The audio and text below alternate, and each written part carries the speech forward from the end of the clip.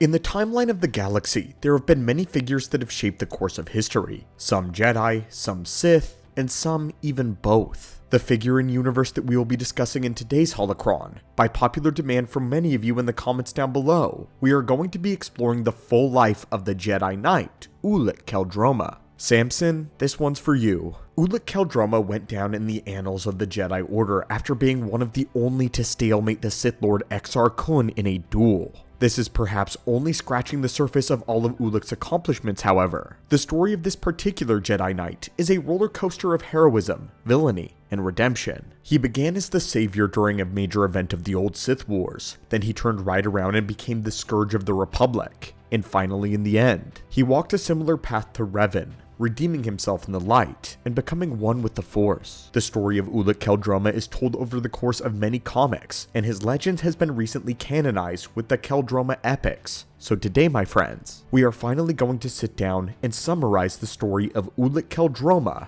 the epic of Ulic, from beginning to the bitter end. But before we open the holocron, we wanted to remind you that if you haven't already, force crush that subscribe button and comment below other character stories that you would like to see fleshed out, and covered in a full timeline video such as this. Now, let us begin. Chapter 1. The Beast Wars of Andddon. Sometime a little before 4000 BBY, Ulic and his brother QelDroma were born from the legendary Jedi Master Lian Si QelDroma on Alderaan. Their mother, Lian Si, believed that she would be unable to separate personal feelings from the duties of a Jedi Knight, so she would raise Ulic and Kay in the Jedi arts until they were certain age, and then she would send them off to the planet of Arcania. There, they would be trained by the legendary Jedi Master Arcajeth, a man of extreme power in the esoteric ways of the light. On Arcania, the brothers would be trained until knighthood, along with their Twi'lek friend, Tat Donita. All during this training, Ulic had proved himself to be a powerful and a skilled Jedi Knight, but he had one glaring weakness. He was brash, audacious, much like Anakin Skywalker. He was always wanting to think lightsaber first, to attack his enemies with ferocity, going for the quickest solution.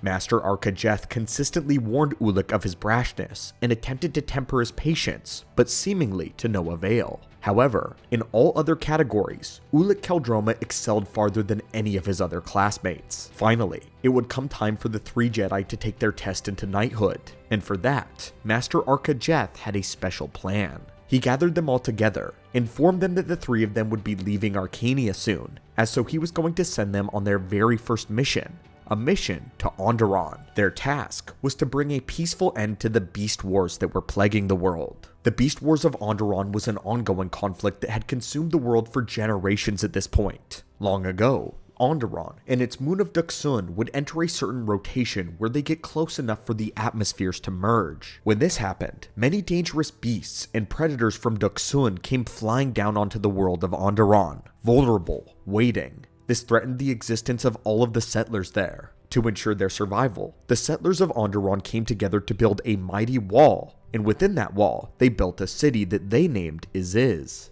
As their technology and society advanced, the grand city of Isiz was able to protect themselves from the alien creatures. But as the story goes, they decided to punish their criminals, banishing them to the outside of the walls, leaving them to the predators beyond. But the criminals soon came to learn and to train these monsters. Some even began to ride them, thus becoming known as the Beast Riders of Andddon. The predators had been tamed. The Beast Riders then waged war, a war of vengeance against the city of Isiz, which had lasted up until this very day in the timeline where we find our three young Jedi. This was the story told to the Jedi before their master Arca sent them off. As soon as the Jedi landed in the city and met with the elderly Queen Amanoa, the Beast Riders attacked, throwing everyone into instant combat. While the Jedi were distracted fighting outside of the castle, the Rider Commandos stormed the palace and captured the Princess Gallia before immediately retreating. The old crone of a queen had actually attempted to use magic to save her daughter during the attack, invoking a dark and a terrible name into existence. An old name, the name Frida Nad. But whether the queen was too old or too slow, her powers were not able to save the daughter. Vowing to go after them and find Gallia, Ulic led the Jedi into a chase after the Beast Riders. But when they finally arrive at the hideout of the Riders, they stumbled upon a game-changing truth. Gallia is being married to Oron Kira. the son of Modon Kira, at the time the reigning Beast Lord. After a confused battle where the princess resisted her own rescue, Modon stopped the fighting and invited the Jedi to join them so that he could explain what was really happening. Gallia had fallen in love with Oron, and the two of them had arranged to fake her kidnapping so that they could finally be together in peace, all because she no longer wished to live under the thumb of the dark side. What the Jedi did not know is that Andddon was once ruled by a Jedi turned Sith Lord by the name of Freedon Nad. Freedon, who would brand everyone as criminals who opposed the dark side rule. In order to ensure that the rule of the dark side remained absolute on Andddon, Freedon's spirit taught each of the royal successors, including King Almond and Queen Aminoa, the secrets of Sith magic. Lord Modon revealed that he had planned for a great final attack on the city of Isiz in order to topple their rule once and for all, and asked if Ulic QelDroma would join them in this great final battle. At this point, neither Ulic nor any of the other Jedi had any dealings with the dark side whatsoever. No run-ins. In their training on Arcania, they had only ever heard stories of the dark side, so the group was reluctant to act just yet. Not to mention, Ulic promised his master that he would only use weapons as a very last resort. Instead, Ulic came up with another plan.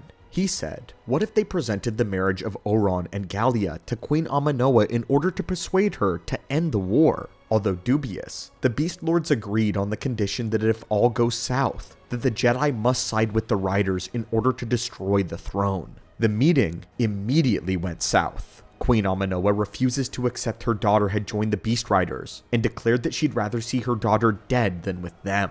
Invoking the name of the spirit of Freedon Nad, the hag unleashes the dark side of the Force. She shrouds the entire throne room in darkness, blinding the Jedi's sight both physically and in the realm of the Force. Lord Modon had already expected that their meeting would bear no fruit, so he had began gathering every tribe of the Beast Riders. As soon as they received word of the Jedi's failure, the Beast Riders immediately launched their massive attack on Isiz, as the Jedi attempted to fight their way out of the castle and arrest Queen Aminoa. In the process, QelDroma loses an arm to the Queen's guard, as he is unable to see them through the darkness. The Queen retreats into the back of the palace wherein lies the sarcophagus of Freedon, still permeated with powerful dark side energy. Drawing upon this power, the Queen attempted to use the dark side battle meditation technique to sap the strength of the Beast Riders' army. The tide of the battle begins to turn against the Beast Riders, before Master Arkajeth arrives in his own ship and begins to combat her sorcery with his own Jedi battle meditation. And Arca is much better.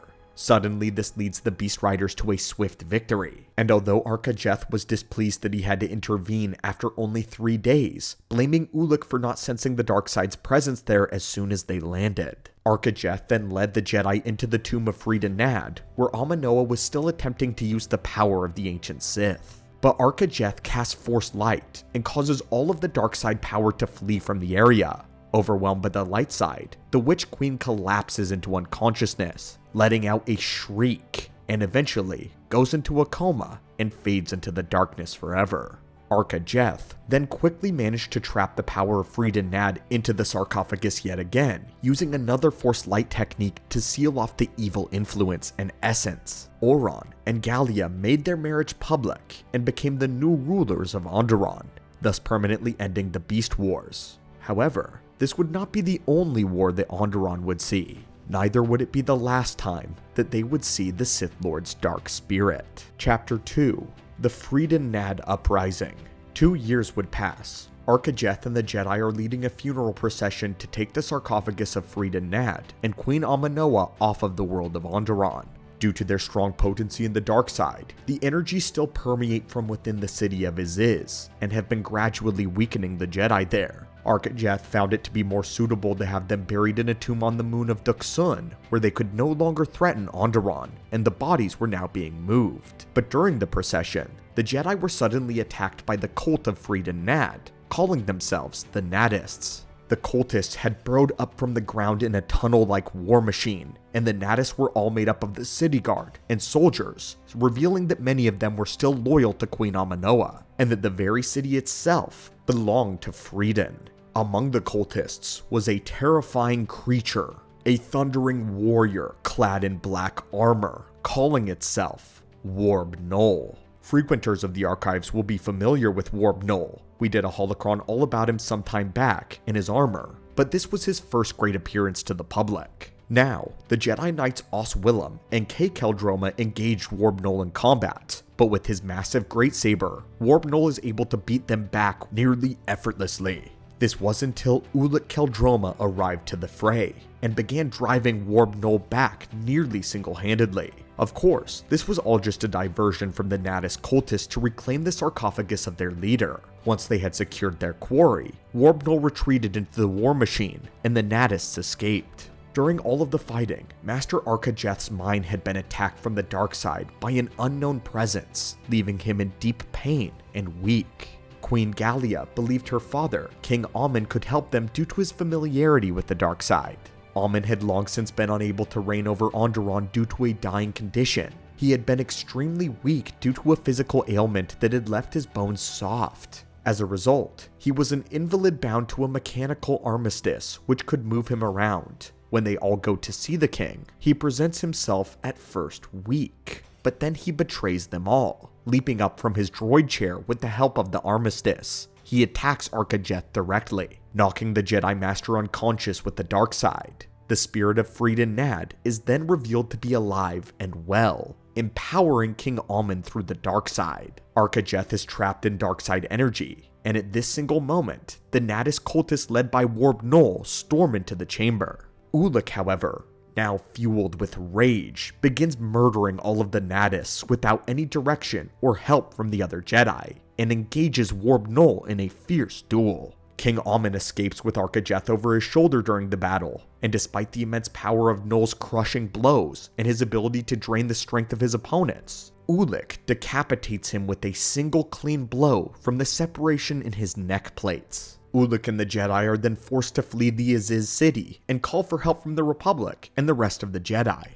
as the cult of Freedon Nad manages to retake the city once more. As soon as the Jedi-led Republic forces arrive on Andddon, though, a massive battle for the city erupted between them and the cult. During the second battle of Isiz, many esoteric force techniques are shown, much that we have gleaned from the Old Republic lore. Jedi shown using powerful force shields to Terminus, and the cultists of Nad utilizing Sith magic in their weapons, such as tanks which can blast dark side energy. Not only this, but the Naddis also have a small army of ancient Sith war droids. This whole time, King Almond is in his hiding place, using the dark side to sap away the Jedi's life force. But another Jedi has now entered the fray, Nomi Sunrider. Nomi begins to fight against the king in the mindscape to counteract his efforts, but she fails, and is almost wounded in the process. This is where Ulic first meets Nomi, and rushes to her aid. Despite failing at counteracting Almond's mind powers, she is able to get a vision of where he is located, and with Nomi's help, the Jedi are able to track down King Almond, and the spirit of Freedon Nad. Meanwhile, another dark side cult by the name of Krath also landed on Andddon. Made of two aristocratic cousins, Satal and Alima Keto, the Krath were obsessed with Sith magic, and had tracked down the callings of King Almond in order to translate the text of an ancient Sith tome that they had found. Almond is pleased by their eagerness to learn the methods of the dark side, so he gives them an ancient Sith amulet, one of the amulets of Naga Sadow. He encourages them to read from the book to learn its secrets. The entire time, Almond has also been torturing Arkajeth with the dark side, wanting to destroy his light and raise him as a dark Jedi. But soon, Ulic QelDroma arrives, and he is not alone. Leading a massive attack force in the very heart of Almond's fortress is Ulic QelDroma, the Sword of the Jedi. The king turns his sorcery against them, projecting a storm of dark energy, blasting the Jedi Force backwards. This creates a wall of energy that keeps the Jedi at bay, with none of them being powerful enough to resist. None, except for Ulic QelDroma. Ulic manages to penetrate the storm of energy, and with his blade, severs the armature which keeps King Almond's softened bones erect. The king crumbles uselessly to the floor, as the Krath quickly escape with their new knowledge. The spirit of Freedon shows himself once more, choosing the two cousins as his successors, and the successors of the Sith Plan. Freedon then turns to King Almond, drains him of what is left of his spirit for his failures, and in the end, the Jedi successfully take the sarcophagus of Freedon to the new world of Duxun, putting an end to the Freed Nad Uprising. And now we reach Chapter 3, the Descent into Darkness. In the 7 planets of the Empress Ta System, the Krath cousins have returned after many months of travel. During this time, they had read through the Sith tome and perfected their use of Sith magic, with Alima becoming particularly powerful in the ways of Sith sorcery. Using this newfound power, the 2 cousins would kill their ruling parents and begin to subject their homeworld of Sinagar before turning their sights on the entire system. No army could oppose them, as Alima was able to summon incredibly powerful magical illusions, turning enemies' weapons into snakes, forcing them to live out their worst nightmares, making them puke alien worms, or even blast them into oblivion. With their new terrible abilities, they were able to completely subject all 7 planets in their system. Across the galaxy on Andddon, the Jedi had all been enjoying a time of rest and peace. QelDroma had constructed himself a better droid arm, and all of the Jedi had learned how to ride the beasts. Ulic and Nomi had also grown close, and were on their way to becoming little more than friends. After losing her Jedi husband not long ago, and being left as a single mother, Nomi Sunrider had been feeling the need for comfort and companionship, which she was now finding in the strong and capable arms of Ulic QelDroma. This of course went back in the day when Jedi marriage was completely allowed, so long as it didn't interfere with their work. However, their time of rest would come to a screeching halt when the Jedi Order would receive word of the terror happening from the Empress Ta System. Jeth would once more dispatch his brave Jedi Knights, this time to go to liberate the entire system of Empress Ta. He chose Nomi and Ulic to spearhead the mission, but not before Jeth decided to teach Nomi his art of battle meditation. Ulic decided to look at Freed Nad's collection of Sith artifacts in order to gain a better understanding of his threat, and perhaps learn a weakness. That is when the ghost of Freed Nad made an unwelcome appearance to the young Jedi, warning Ulic that if he continued to meddle in their plans, that he will be set down a path that he cannot undo. He also warns Ulic of one who is greater than he is, and that he will soon rise. On that note, we go elsewhere in the galaxy. Exar Kun has already undergone his transformation into a fully fledged Sith, and is now out searching for darkside artifacts to study. Ulic and Nomi arrive in the system of Chorus Major in the middle of a gigantic battle, one waged between the Krath and the Chorus soldiers of the world. Alima was using Sith illusions to disperse and frighten the pilots of the planet, but Nomi was able to counter the illusions of sorcery with battle meditation, and pierced into the mind of the darkside wielder, putting an end to her witchcraft. But during the battle, a ship came crashing through the canopy of the command ship that Ulic and Nomi were on, causing Ulic to get stabbed by a large piece of shrapnel. With Ulic wounded and unable to give command, the Krath were able to overwhelm the Republic forces and sent them on a full retreat. After this humiliating defeat, a large meeting was called between the Galactic Senate and the Jedi Order on the world of Daniba. It would be here where a healed-up Ulic QelDroma announced his plan to infiltrate the Krath from the inside and destroy them from within. This bold plan immediately sparked controversy among the meeting, with several Jedi Masters and members of the Senate warning Ulic that his plan was far too foolhardy. But all of a sudden, the meeting was attacked by a raid of Sith war droids, raining death from the sky.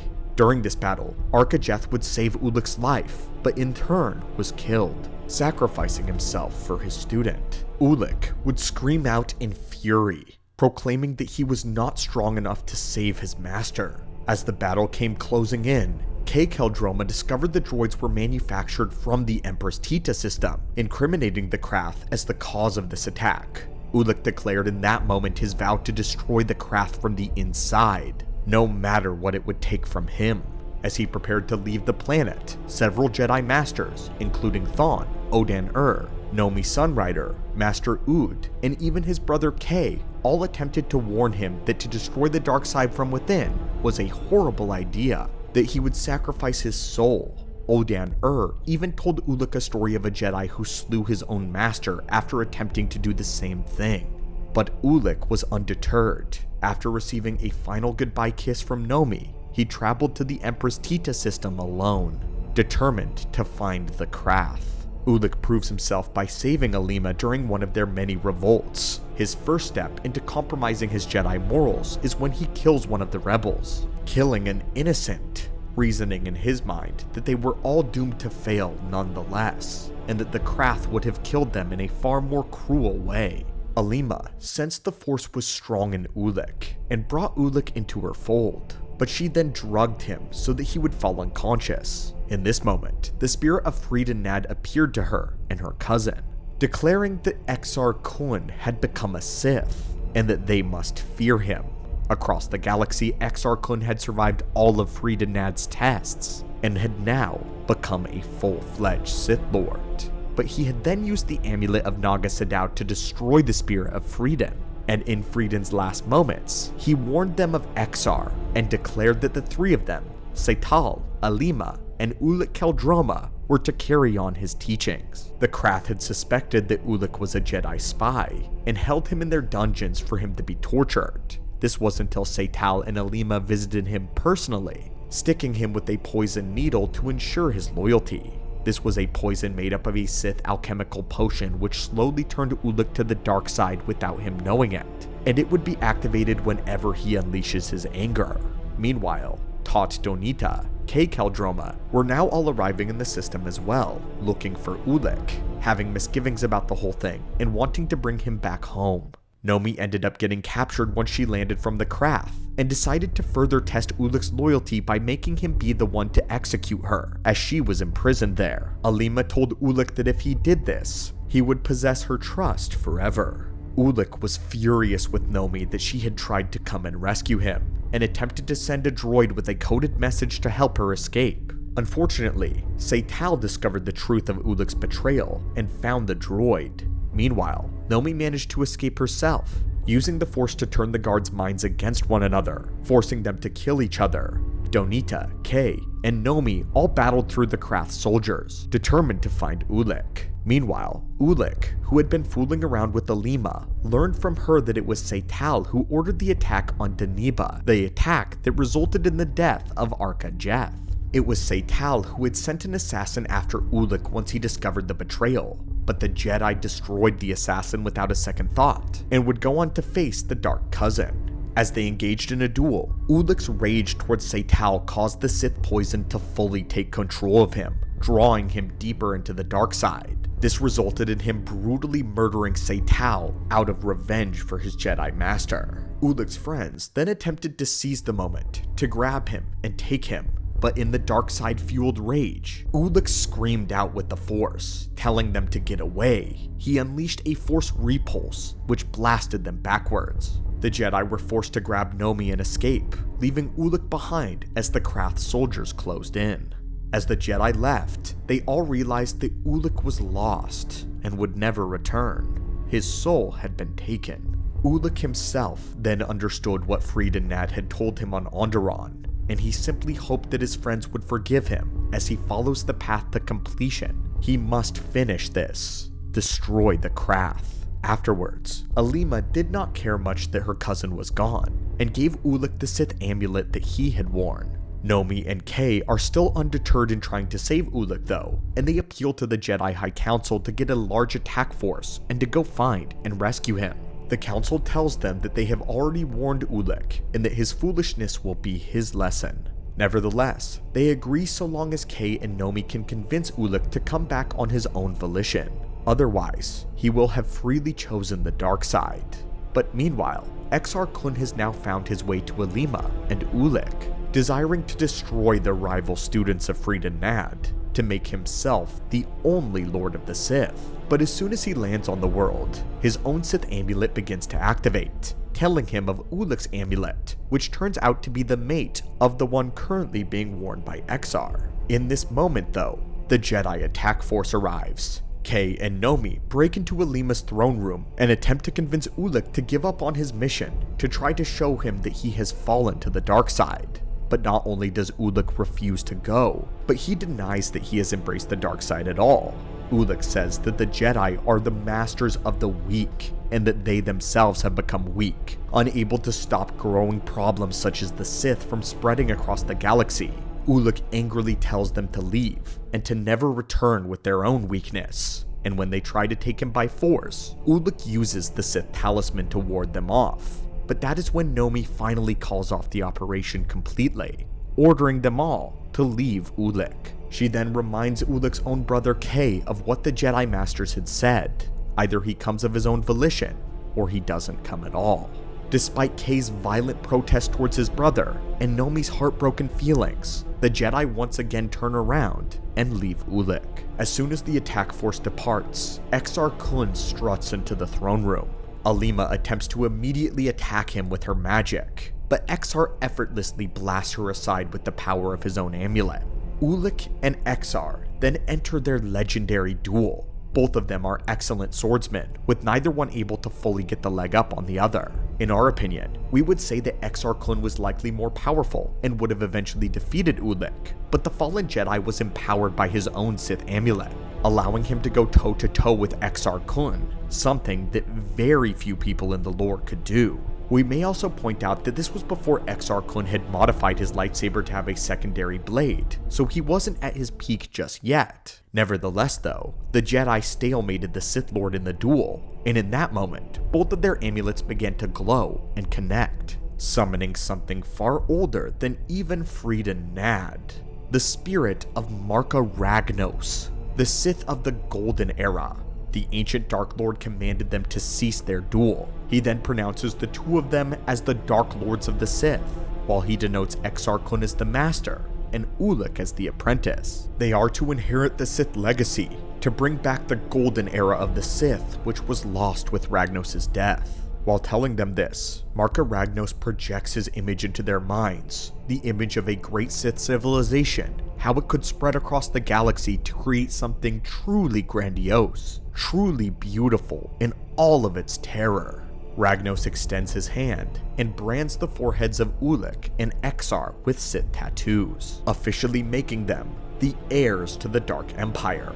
Ulic's mind is fully warped by the dark side, and Ulic QelDroma becomes a Dark Lord of the Sith. Chapter 4: The Great Sith War. 6 months later, Ulic QelDroma and the forces of the Empress Ta System have been steadily growing in power, attacking Republic shipyards and gaining more strength in their military and their navy. The Republic has no idea who their mysterious new enemy is, and the Sith have been building their might in the shadows. But now they face a new challenge, a Mandalorian challenge, Mandalore the Indomitable to be specific. This Mandalore leads the Mandalorian Crusaders in an attack on the Tita Carbonite refinery, instigating a war with Ulic. Mandalore has heard of Ulic's epic reputation and wishes to lead his Crusaders in glorious conquest against a new Sith threat.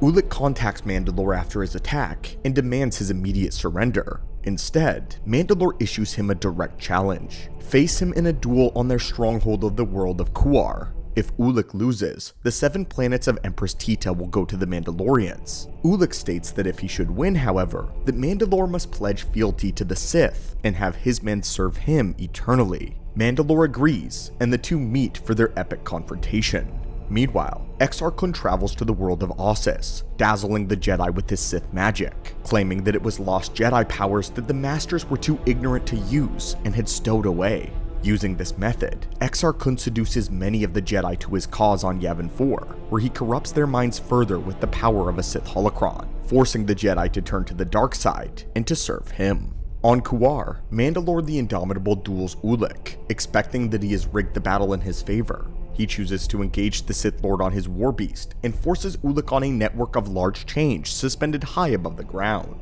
Using his lightsaber, Ulic deflects the shots from Mandalore's war beasts and downs his mount. This forces Mandalore to fight him on the chains as well, but Mandalore claims that he fights unfairly due to the use of his lightsaber and orders him to use one of the Mandalorian war axes instead. Again, Ulic agrees to his terms, as he is fully confident in his own powers, and the two engage in a fierce melee combat yet again.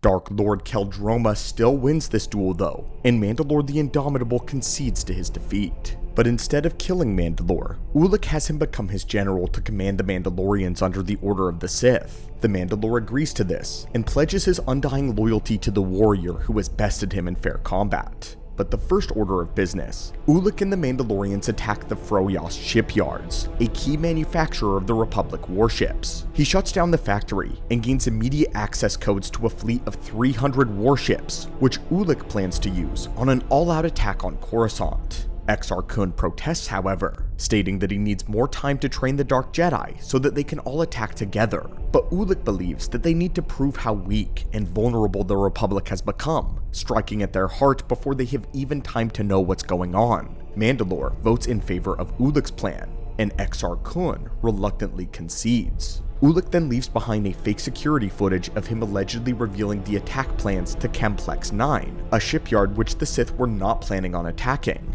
This lures the Republic fleet away from Coruscant, leaving it vulnerable and open. As soon as an immediate Senate meeting is called, with the Jedi Order revealing that Ulic QelDroma is the force behind the shipyard attacks, the Sith fleet arrived at Coruscant. Ulic headed straight for the Republic War Control Room to cut off the Republic's military command at the head, trying to cripple them. He is nearly successful in this run, in completely taking over the entire planet with his forces, having caught everyone by surprise. Victory was in Ulic's hands. That is until Alima suddenly betrayed him by commanding her troops and the Mandalorians to pull out, leaving Ulic behind. Mandalore the Indomitable is confused by the order to retreat, and demands to know where Ulic is. But Alima lies and says that he is dead. Right as Ulic is about to enact his grand plan, Nomi, Kay, Vodo, who was Exar Kun's former master, and the rest of the Jedi rush to the war room, trying to trap Ulic there in a prison of Force light. After this, Ulic was to be put on trial and executed as a traitor. However, Mandalore the Indomitable suspected Alima's betrayal,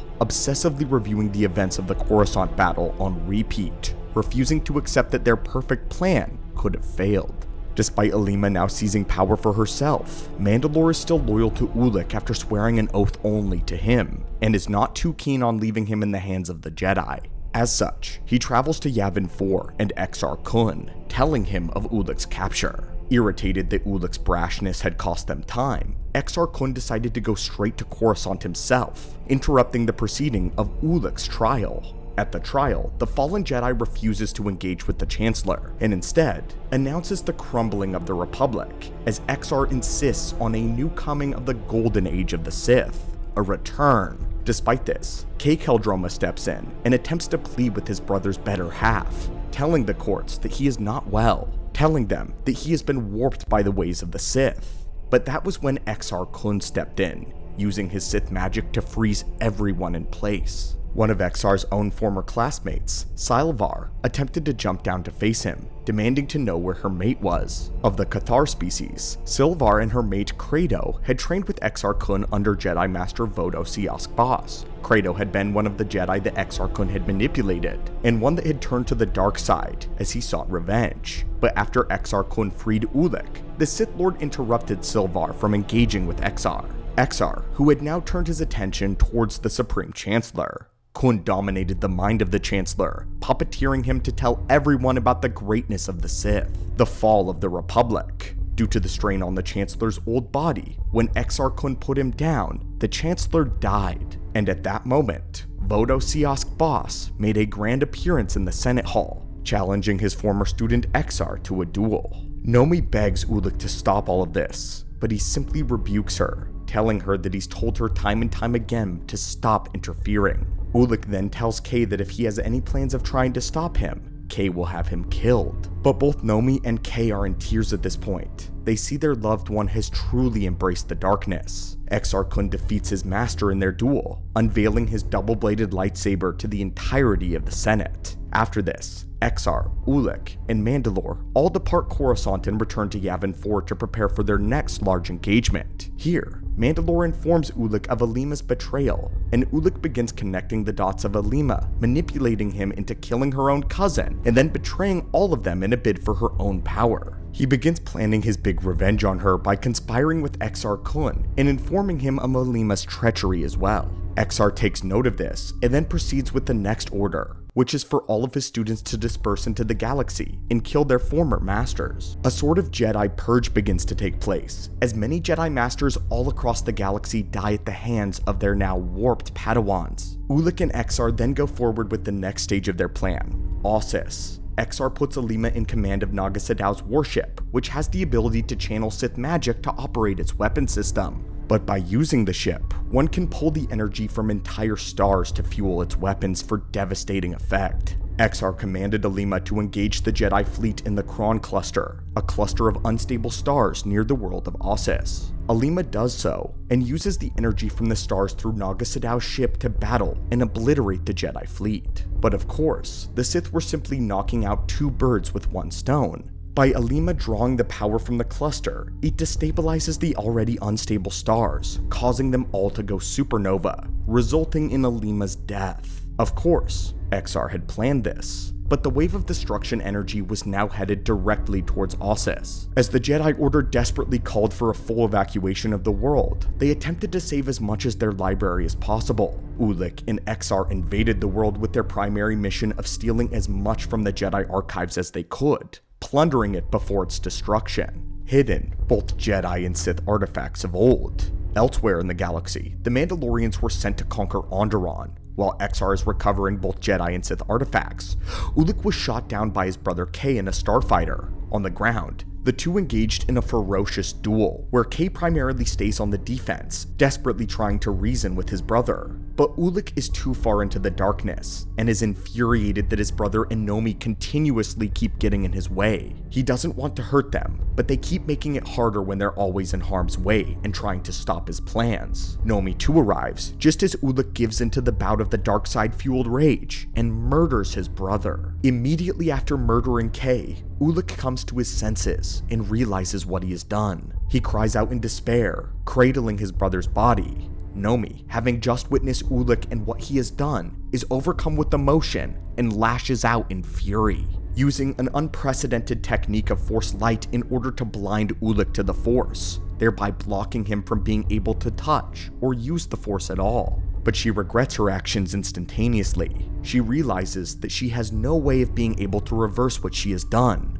No longer a Sith or a Jedi without the Force, Ulic is left completely powerless, wallowing in the agony of losing his brother. Things are going even worse for the Sith in other places. The tide of the battle turns with the Mandalorians losing their fight on Andddon, Mandalore the Indomitable escaping to the moon of Duxun, there where he is stranded and torn apart by the native predators. Having realized the gravity of his actions, Ulic gives up the location of the Sith base on Yavin 4, as well as XR Kun's grand plan. The Jedi chase XR back to the moon of Yavin, where he intends on releasing his spirit through a ritual, becoming an impossibly powerful entity. However, Nomi Sunrider leads the Jedi Order to connect their minds and their powers together as one to cast a powerful Force Light wall around XR Kun mid-ritual. This causes XR's spirit to be released from his body, but forever bound to the Temple of Yavin 4. At long last, the galaxy could breathe a sigh of relief. The Sith were defeated yet again, and the Golden Age was stopped in its tracks. Ulic is purposeless, powerless. He manages to escape Republic custody though, yet he now poses no threat to the galaxy at large. Everything he built is now gone. No one makes an effort to go after Ulic QelDroma.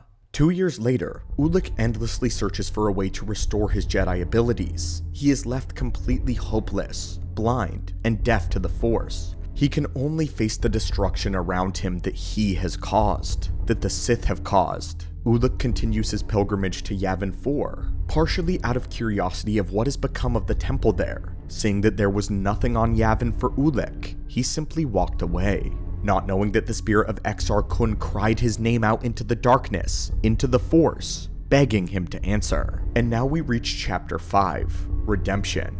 10 years have passed since the end of the Sith War. Since that time, Ulic has isolated himself, wandering powerlessly and trying to hide from his past sins. He has changed his name and has been evading Republic eyes for a very long time. When we meet him again, he has commissioned a spacer by the name of Hogon to take him to a quiet place where he plans to live out the rest of his days in total seclusion, hoping that history will forget his name and what he has done.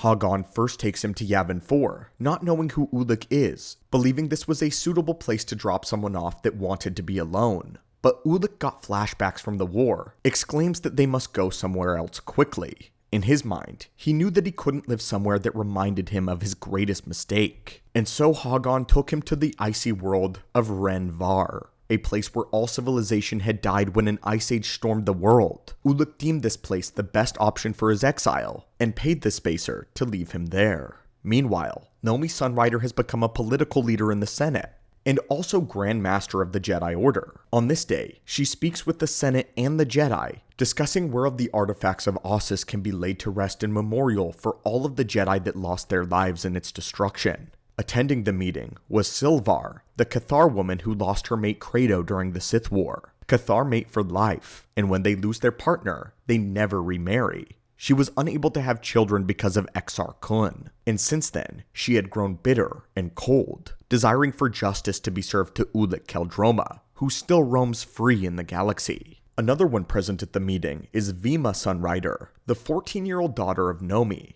Vima has become an unruly and a rebellious child. She is angry with her mother, who toils as a political leader and Grand Master over Vima's Jedi training. Nomi, little time for her own daughter. Vima has still yet to properly learn the ways of the Force, and is irritated that her mother as Grand Master has not taught her. As Silvar delivers a fiery speech to the group about finding and bringing Ulic QelDroma to justice, Vima listens and is unconvinced of Ulic's legacy. She believes that there still could be good within him. After another failed attempt to get her mother to train her, Vima decides to take matters into her own hands. She finds Nomi's hologram pictures of her late husband Andddon and of Ulic QelDroma, and Vima vows to become a Jedi, even if she has to get her training from a former Sith Lord. Stealing her mother's hologram of Ulic, she opens her mind to the Force and allows it to guide her. This leads her to sneak aboard the ship of Hagon, who has come to see the Great Jedi meeting. Back on Ren Var, Ulic wanders the quiet and desolate landscape alone. The place is empty, and yet even now, he finds no peace. Ulic attempts to practice with his lightsaber, but it comes to nothing. Unable to feel the Force flow through him, the lightsaber is little more than a tool in his hands, not an elegant, beautiful weapon. Suddenly, he takes a wrong step and finds himself falling down the mountainside. At first he is terrified, but as he falls, he gives up. Accepting his death, Ulic QelDroma closes his eyes as he plunges deep into the snowbank. He feels the cold, remembering how he betrayed Nomi and murdered his brother. Ulic desires to literally have his heart stop beating, but that is when the distant voice of Master Arca Jeth comes to him. His Jedi Master challenges him to live, to keep on living, finding inner strength instead of giving up, dying as a coward alone, like a Sith. Ulic is unsure whether the ghostly voice is actually his master or just his imagination, but nonetheless, he begins to climb, finally ripping himself free from the snowbank so that he may live. On board Hagon's ship, Vima is eventually discovered. But before Hagon can take her back, Vima says that she can pay him and that she's looking for Ulic QelDroma. That's when she shows him her mother's hologram of Ulic. Hagon is shocked as he recognizes the image of the man that he has just dropped off at Ren Var. And although he's reluctant, he agrees to take Vima to the icy world so that she can find the former Jedi. Crawling her way through ancient ruins, Vima eventually comes face to face with Ulic, who she has sensed. Ulic, though, first believes her to be a hallucination of Nomi, but Vima proves herself to be real and begs Ulic to train her. Of course, Ulic refuses, astonished that the girl would even find him knowing who he was and what he has done. He tells her that he cannot feel the Force at all and throws her out of the ruins, telling her to go home. However, it wouldn't be long before he decided to turn around, to go back for her when a terrible snowstorm struck. The two of them would hide inside of a shelter as they waited for the storm to blow over. There, Vima would tell Ulic of her desire to become a Jedi more than anything else in the galaxy. But despite all of Ulic's warnings that the life of a Jedi only left him ruined, she still insisted, believing in the great Jedi that was Ulic QelDroma. Once the storm blew over, Vima sends a message to her mother, informing her that she was safe, and that she had found Ulic to train her as a Jedi. Nomi, who had been searching for her daughter in a panic for this entire time, is horrified by her daughter's decision. But at the time that Hagon arrives to see Nomi, and he can inform her of Vima's whereabouts, as well as the location of where Ulic is hiding. Nomi, though, is too upset to receive visitors, and will not hear Hagon out, as she instead decides to tell Silvar that the time to find Ulic was now. This entire time Silvar had been festering in bitterness, as she had allowed the dark side to take hold within her, as she tries to satiate her lust for revenge through many blood hunts on her native world. She desired nothing more than to take revenge on Ulic for the crimes of Exar Kun, and she now knew where he could be. For the next several weeks, Ulic teaches Vima everything that he knows. Even though he is unable to feel the Force, Vima begins helping lift his spirits, encouraging him to embrace his humanity, even if he cannot be a Jedi. Ulic would teach her how to build her own lightsaber, and even train her directly in lightsaber combat. The two grew closer as friends, as well as a master and student, and Vima soon begins to melt Ulic's frozen heart. But Nomi was soon to arrive. She accepted the fact that she had shirked her daughter's Jedi training due to her involvement in politics, and now Nomi only hoped to get her daughter back. She doesn't believe that Ulic would hurt her, but is wary that he may teach her something that she should not know: the dark side. Allowing the Force to guide her, however, Nomi finds her way to Ren Var, and then eventually tracks down Ulic personally. Finally face to face after a decade, Nomi and Ulic were speechless. But Vima does all the talking, tells how Ulic has saved her from the blizzard, trained her as a Jedi. Vima shows her mother the ice sculptures the two of them have made of Andddon and Arkajeth, and as soon as Nomi sees them, she knows that Ulic has changed. He was the man deep down that she once knew him as, and Nomi forgave him, giving him allowance to continue her daughter's training as a Jedi.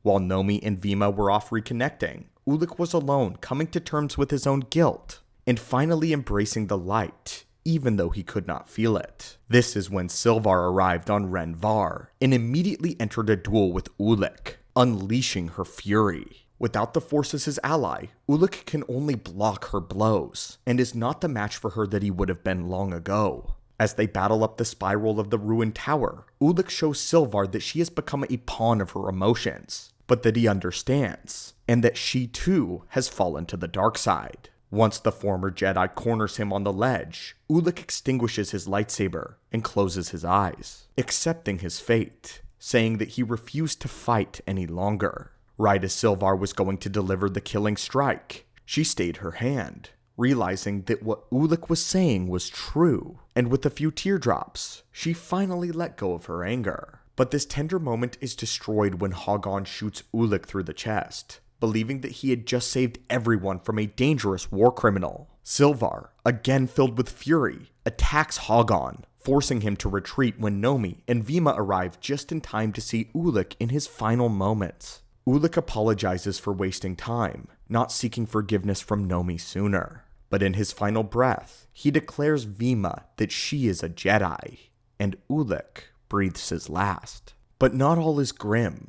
Now redeemed in the sight of the Force with the heart of a Jedi, Ulic QelDroma's body vanishes, and he becomes one with the Force, and thus ends the epic of Ulic QelDroma. My friends, if you have stayed until the end of this titanic holocron, I want to give you a massive thank you. This was a story that we have wanted to share for some time, and that we have been saving for just the right moment. In our opinion, this era of Star Wars and these characters are some of the most influential, yet underrated in the entirety of Legends lore. Or more appropriately, the Star Wars Expanded Universe. The story is absolutely fantastic, but in our opinion, the visuals and pace of the comic leave some to be desired. It would be incredible if the story was rebooted in a fresh comic or streaming series sometime soon. The ups and downs of Ulic QelDroma's tale are captivating. The stuff of true legend, heartbreaking, dramatic, filled with hope, violence, despair, reconciliation, and so much more. This is a great Star Wars story, my friends. But tell us, what do you think of the tale of Ulic QelDroma? Did you know of his story before this? And do you believe that he would make for a good main character in his own series? Let us know in the comments down below. And as always, may the Force be with you.